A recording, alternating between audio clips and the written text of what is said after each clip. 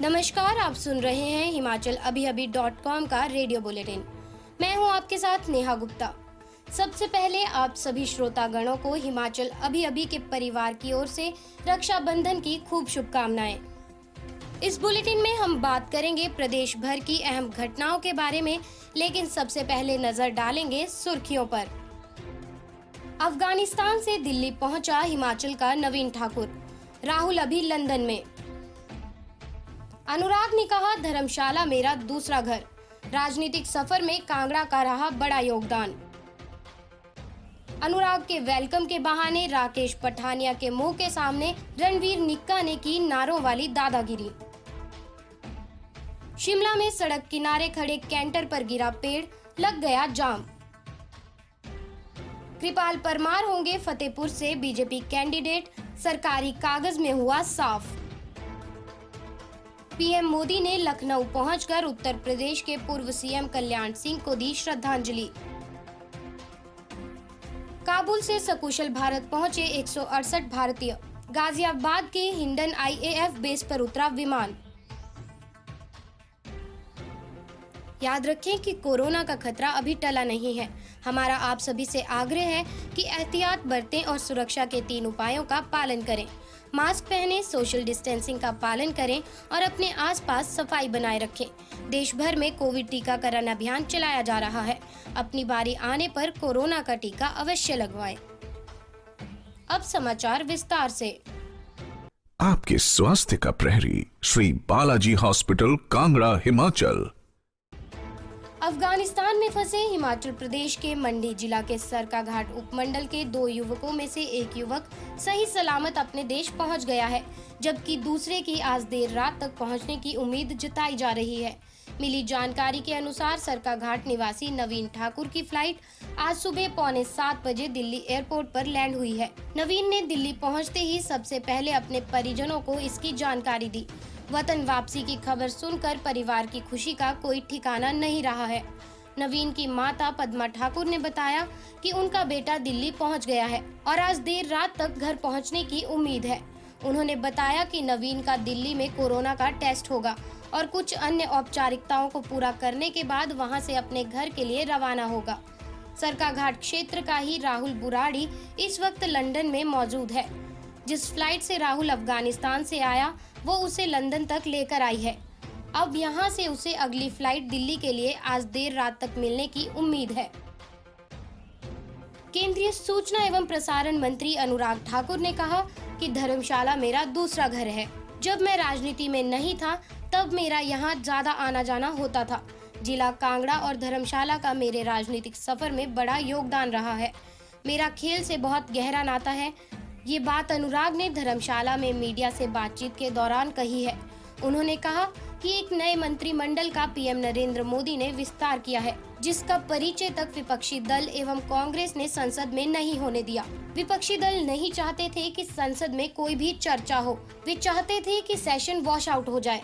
उन्होंने कहा कि हर पीएम ने अपने मंत्रिमंडल का परिचय करवाया है। कांग्रेस ने ऐसा नहीं होने दिया, क्योंकि पीएम मोदी का मंत्रिमंडल आज का सबसे युवा मंत्रिमंडल है।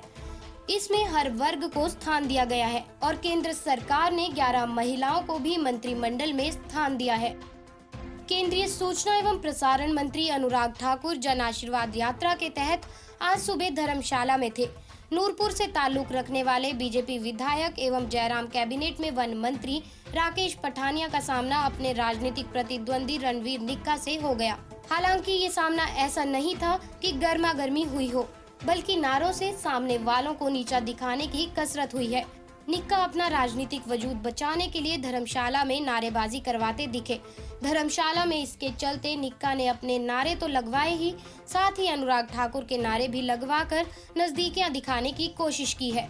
याद रहे कि कभी राकेश पठानिया के नजदीकी रहे रणवीर निक्का का अब पठानिया से 36 का आंकड़ा है। हिमाचल प्रदेश में मेघ जमकर बरस रहे हैं। बारिश के चलते कई स्थानों से भूस्खलन व खड्डों के जलस्तर बढ़ने से नुकसान की खबरें आ रही हैं।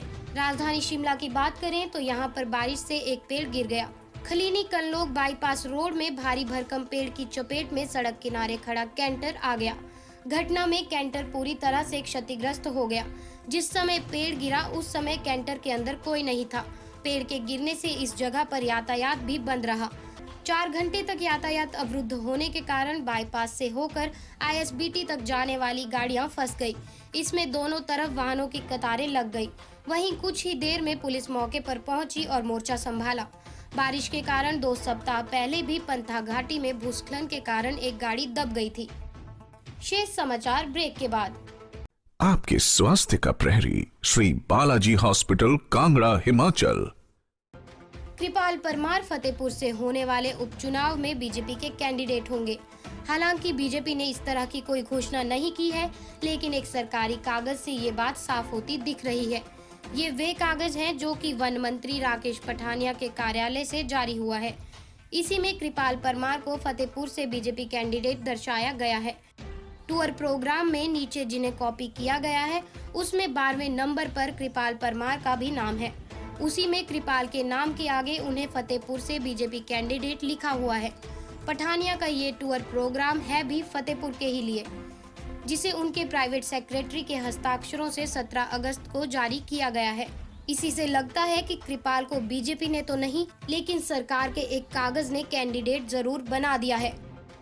उत्तर प्रदेश के पूर्व सीएम और राजस्थान व हिमाचल के पूर्व राज्यपाल कल्याण सिंह का शनिवार को लखनऊ के Sanjay Gandhi post graduate institute of medical sciences में निधन हो गया। पीएम नरेंद्र मोदी और बीजेपी के राष्ट्रीय अध्यक्ष जेपी नड्डा एयरपोर्ट से सीधे कल्याण सिंह के मॉल एवेन्यू आवास पर पहुंचे। उन्होंने पूर्व सीएम के पार्थिव शरीर का अंतिम दर्शन कर पुष्प चक्र अर्पित किया।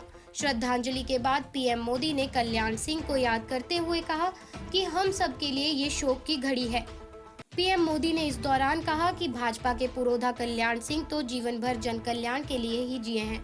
स्वर्गीय कल्याण सिंह भारत के हर कोने के जन कल्याण के लिए प्रयत्न करते रहे हैं। उनको जब भी और जैसा भी दायित्व मिला, चाहे विधायक, मुख्यमंत्री, सांसद या फिर गवर्नर, उन्होंने हर विधा में जनता की सेवा की है। वे हमेशा हर एक के लिए प्रेरणा है। इसी के साथ पीएम मोदी ने ये भी कहा कि देश ने मूल्यवान हस्ती तथा सामर्थ्यवान नेता खो दिया है। अफगानिस्तान से भारतीयों को बड़ी संख्या में स्वदेश वापस लाया जा रहा है। जिसने आज सुबह अफगानिस्तान के काबुल से उड़ान भरी थी, वो गाजियाबाद के हिंडन IAF बेस पर उतरा है। विमान में 107 भारतीय नागरिकों सहित 168 लोग सवार थे। बता दें कि यात्रियों को अभी हवाई अड्डे से बाहर आना बाकी है, क्योंकि उन्हें पहले कोरोना RT-PCR टेस्ट से गुजरना पड़ रहा है। प्राप्त जानकारी के अनुसार सुबह करीब 6 बजे एयर इंडिया के विमान उड़ान संख्या AI 1956 से 89 यात्री दिल्ली पहुंचे हैं। इनमें 2 यात्री नेपाल के नागरिक तथा 4 राजनयिक शामिल थे। इस बुलेटिन में बस इतना ही। आप हमारा अगला बुलेटिन सुन सकते हैं शाम 7:30 बजे। नमस्कार।